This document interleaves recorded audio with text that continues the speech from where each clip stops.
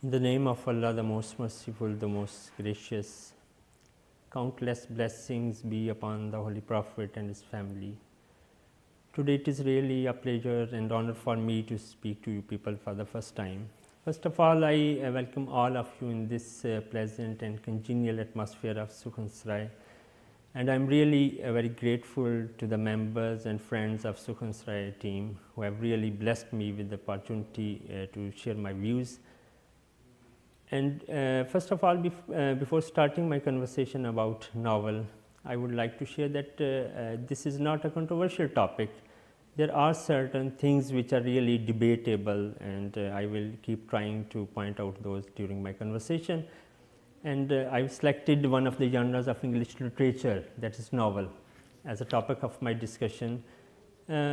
Before starting about novel, it is quite inevitable to discuss certain things. What is literature? It is, I think, that is very necessary to discuss etymology of literature.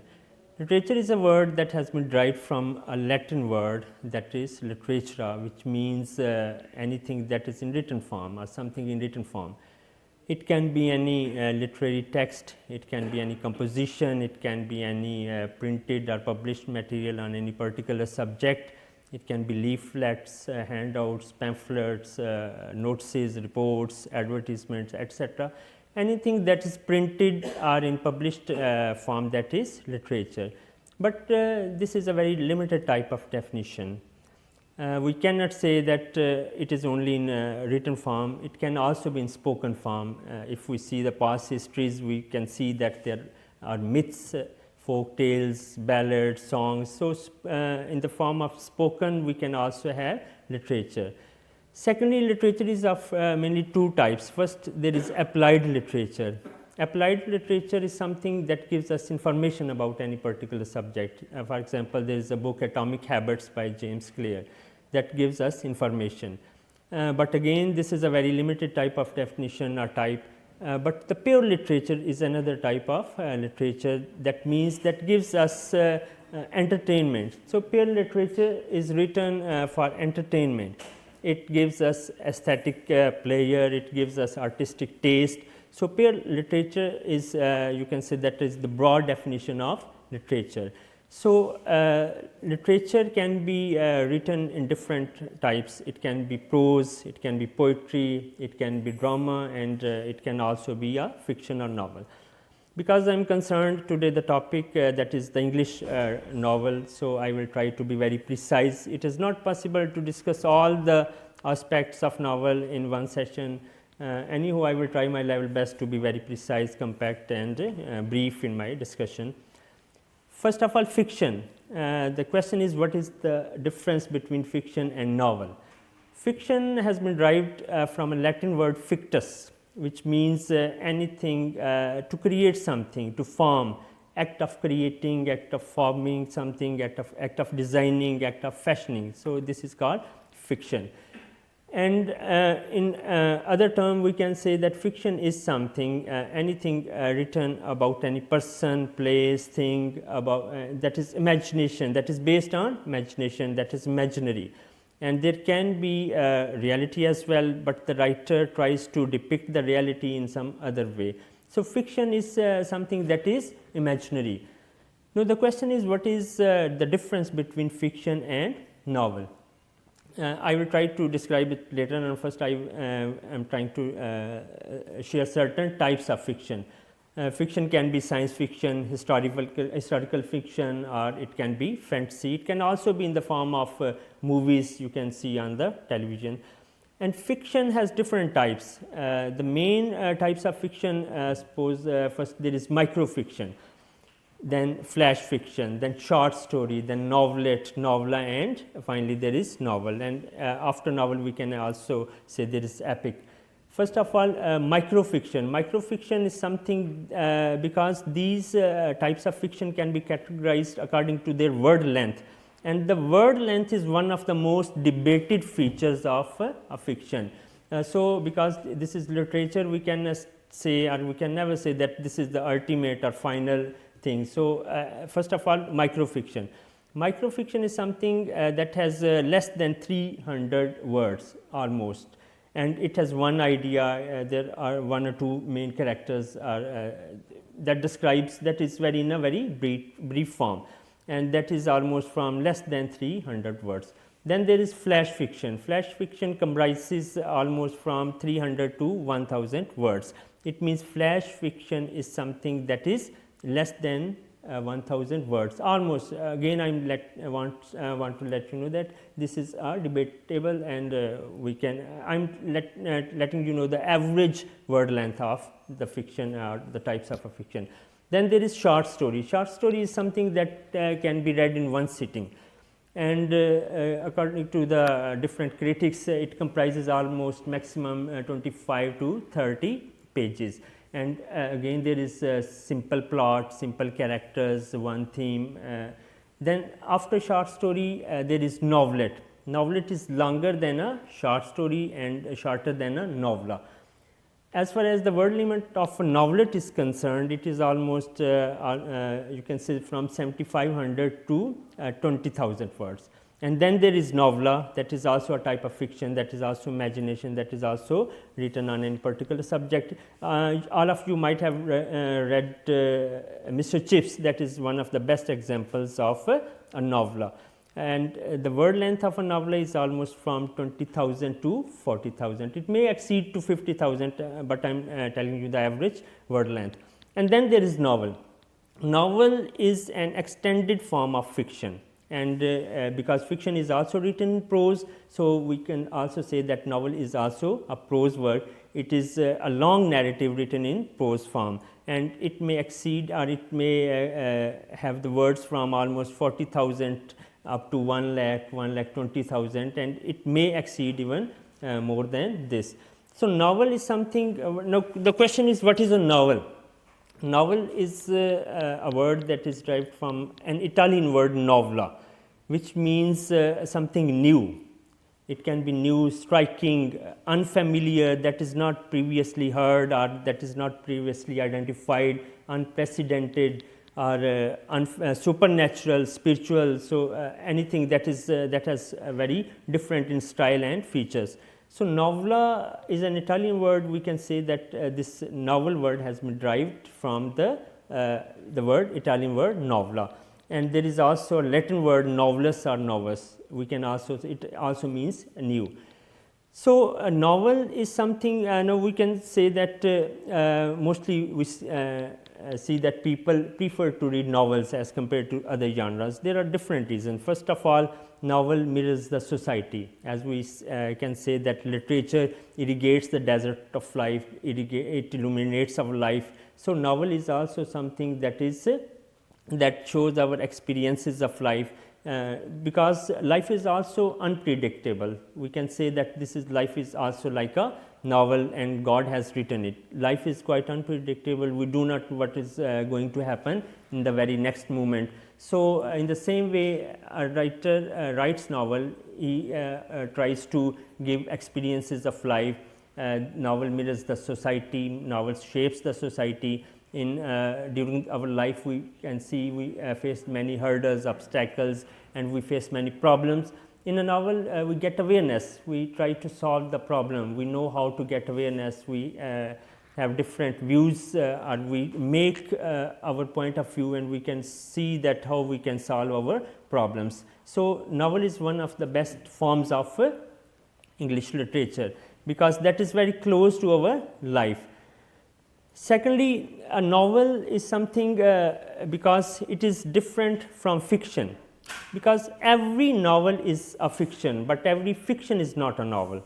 So it is simple, you can say, and then we can also, the word limit that also matters, that makes a fiction a novel, because a novel has different elements. One of the most you can say important elements of the novel is its word length.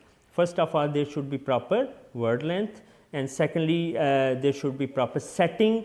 Setting means where the novel is taking place, what is the atmosphere, what is the time, because these things matter a lot, and these things have a very positive effect on the characters. And then there is theme. Theme is one of the things of the novel that show around which all or whole the story revolves. There should be proper theme. Then point of view, the writer's point of view also matters. Before writing a novel, every writer has his own point of view, and he writes according, or he has different type of message that he wants to give. It can be any historical, it can be any political, it can be any religious.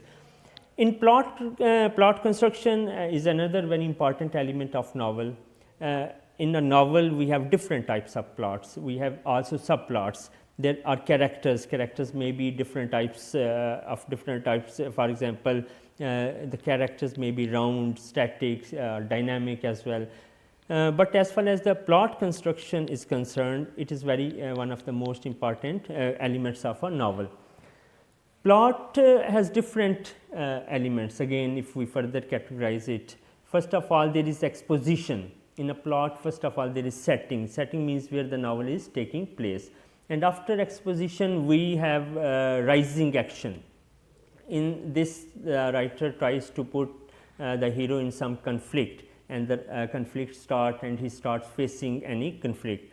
Then there is climax, and after that rising action, there is climax, and after climax, there is falling action, and then there is resolution, and the conflict is solved.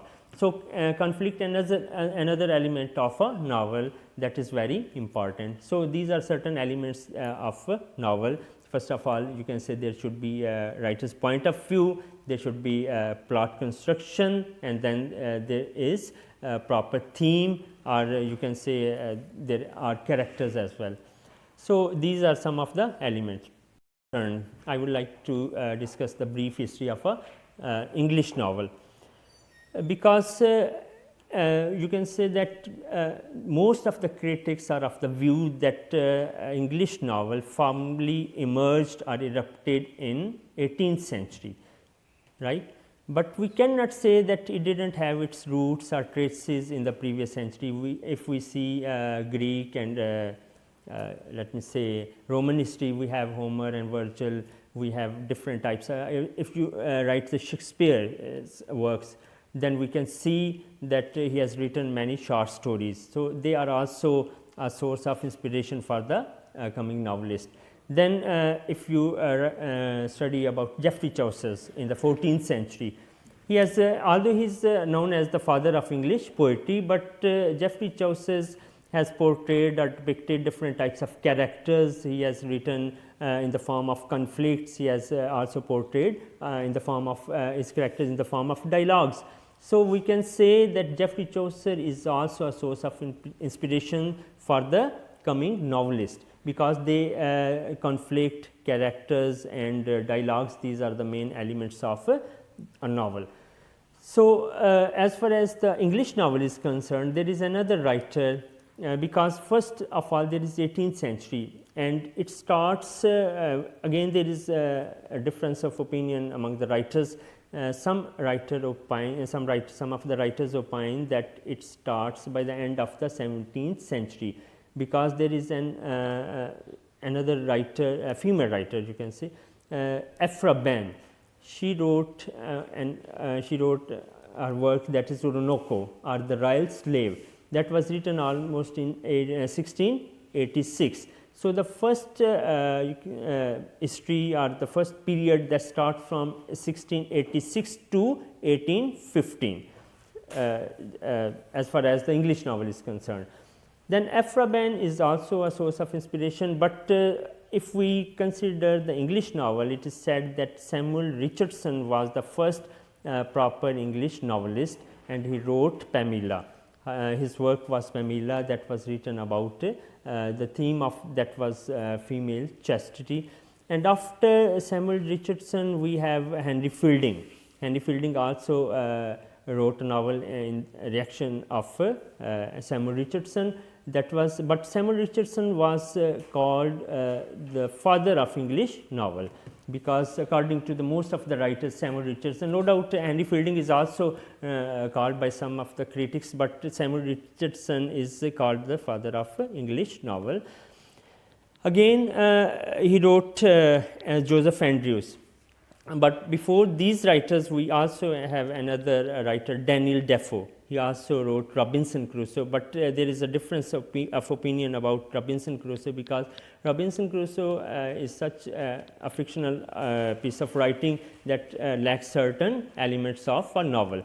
So, we can say that it did not erupt at once, it did not emerge at once, it had its roots in the Greek and Roman history.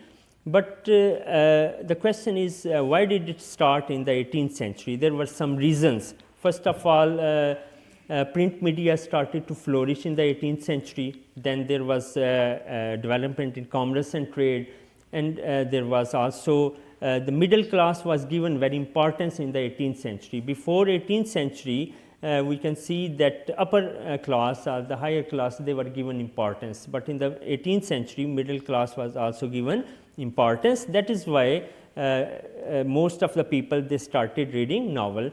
And in the 18th century, women were not allowed to leave. I am not talking about all the women. Mostly they were staying at home. They were not allowed to go and you can see go to theaters. That is why they started reading novels at home while staying at home. So that is why that was another reason. Then most of the social classes also opposed this thing.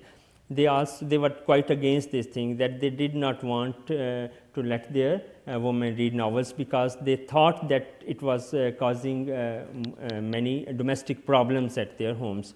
So this was another reason that women started to read novel. Then there was another reason, that was the decline of English drama. In the 18th century, the English drama started faced decline. So these were certain reasons that English drama flourished in the 18th century. Then there is 19th century. 19th century is also called the Victorian age. It is also called the golden age of English novel. And English novel was the dominated form of Victorian age. During the Victorian age, we can see it was because it started from almost 1837 to 1901, and it continued almost for 64 years. And it was the age of it was the era of Queen Victoria. So during the Victorian age, we can see they started to change their style. Most of the novelists, we can have the Charles Dickens. He wrote Great Expectations. Then in the Victorian novel, we have another writer, I don't remember, yes, Thomas Hardy. He wrote Tess. George Eliot is another writer of Victorian age. And then Jane Austen, she wrote Pride and Prejudice. She is also considered to be the Victorian writer. But there is also, about Jane Austen, there is a difference of opinion.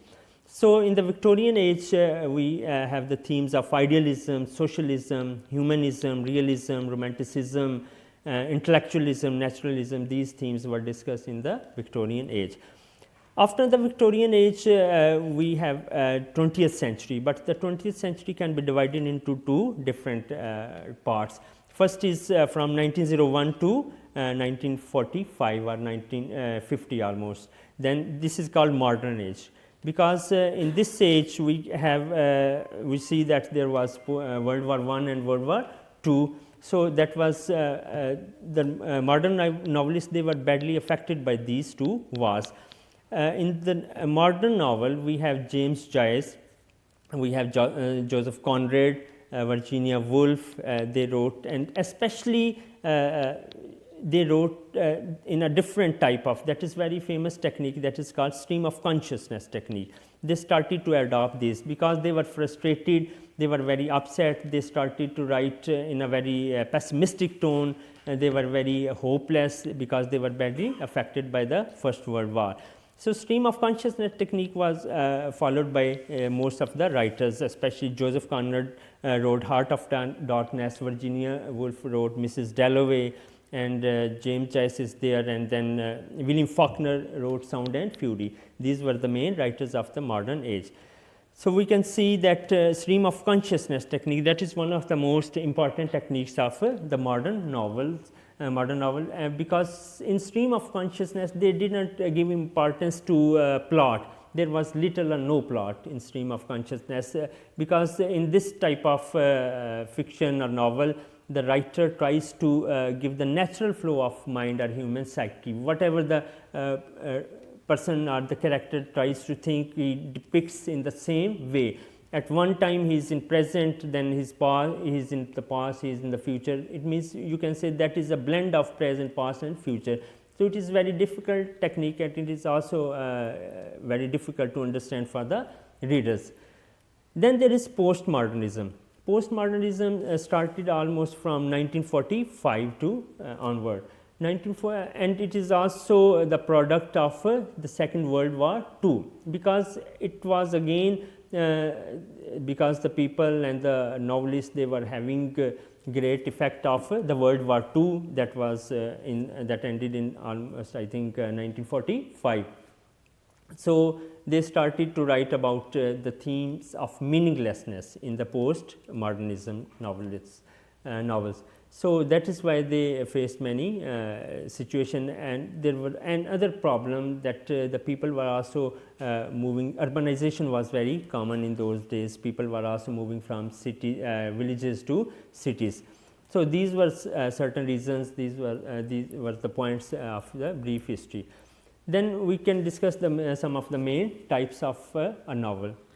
If we divide novels, we can see there are almost 20 or 30 types. We can divide it in different types, but they overlap. So, for example, most of the types are known by the people.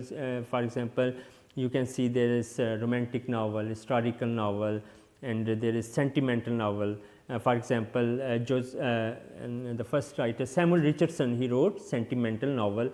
Then there was Henry Fielding, he wrote first comic novel, and again there were other writers who wrote. It means it is up to the writer, it depends upon the writer what type of style he chooses. Again, if we talk about the types of a novel, there are different types. I will try to discuss to be very brief in the 4-5 minutes. First of all, there is picaresque novel. Picaresque novel is the type of novel. This word has been derived from a Spanish word, picaro. Picaro means any tramp, any wanderer, or any person who does not have any aim. He moves from one place to, that is called rascal as well, vagabond. So, in this type of novel, the novelist tries to depict his hero or protagonist. He is not, he does not belong to any upper class. He is a common person. He belongs to a corrupt society, and he moves from one place to another. He has different types of experiences. So, this type of novel is called picaresque novel, in which we have any person, he moves from one society to another society, he moves from one place or from one village or one city to another city. Then there is another type of novel that is called Bildungsroman. That is a German term. Bildungsroman is a type of novel in which we come to know about, it means education. Bildung is a German term, it means education. This is a type of novel in which we come to know about the spiritual growth of a person or a maturity of a person from his childhood to his adult. It may be spiritual, it may be physical, it may be mental, psychological. So, it depends upon the writer. So, this type of a novel, because in the very beginning of this novel, in the very childhood, he starts facing any conflict, and he tries to overcome those conflicts during the whole life, and then he becomes tries to solve his problem or conflict. Then there is Gothic novel. Gothic novel is also called horror novel. In this type of novel, we come to know about this thing that is, the writer tells us about haunted houses, forest, old buildings, desert, etc. So, it is up to the writer. He makes such a setting that we are made. The reader is fully, you can say, put in some curiosity or interest. So, mostly in horror novels, a writer tries to depict any female character, and he puts or he tries to make him scared by the things. In this type of novel, we have spirits, witches, supernatural things. And this was a type of reaction against the logical mind of logical thinking of the previous novelist, because in the previous novelist there were certain novelists who were trying to think logical. They were they did not believe in such supernatural things. So, that is why that was a type of reaction against those novelists. Then there is a utopian novel. Utopia is a place that is imaginary, that is an ideal place where there is no inequality, there is no injustice, there is no let me say indiscrimination, there is no poverty. So, a writer tries to write about such a place where there is I mean to say you can there is that is perfect to live in.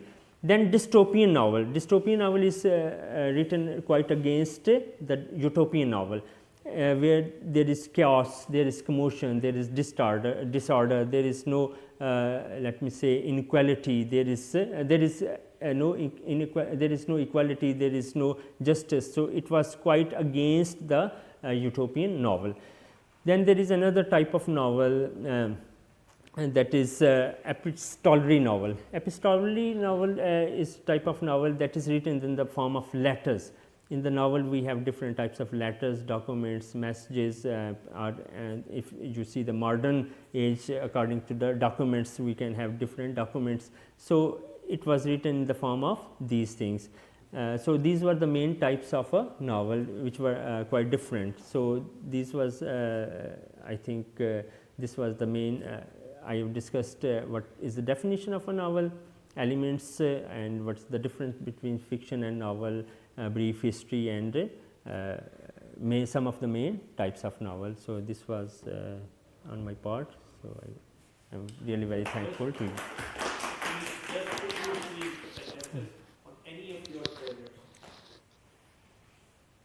In novel, in the category of novel, which is your favorite? Like as far as I am concerned, I like Thomas Hardy, because whatever we feel that mostly if we see the conflict, because novel depicts or shows conflicts, that in society we have to see many conflicts.